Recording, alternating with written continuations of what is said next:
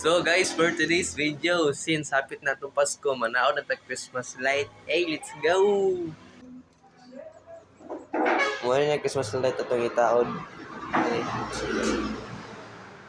Kani siya ng Christmas light, guys. Kani siya, guys. Kanang karaan na. Pati ni katuig. Itawad na pa na mo nagbalik karon. So, gisugdan niya itong taod sa tuwang grill sa bintana.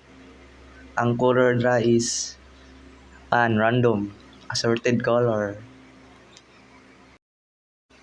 Og nahuman na og taod ang Christmas light sa grills, then nagbuhat og design na Christmas tree. Char. Pasag di na balag mao atong bintana, hugaw yun na siya. Ang okay. Fast forward, gisugdan na og taod ang Christmas light sa corner sa mga kisame. Palibot na siya, guys. Then, haggard pa kita dira kay magunang mata. And finally, this is our last na Christmas light gitaod. Pang finishing na. Color blue atong gitaod dira. So, mura may available sa tuwang Christmas light na bilhin sa 4 ka tuig. Okay guys, natapos na tayo mag-set up ng Christmas light po. So makita lang namin, hanggang dito kay hangover pa rin guys. Nagdark ng gabi.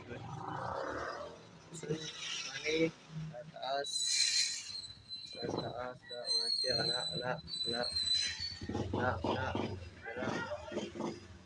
Dirasya nag-end.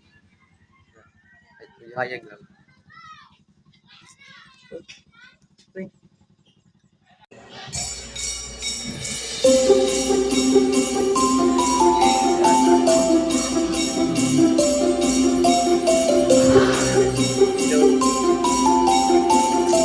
May ilaw na guys.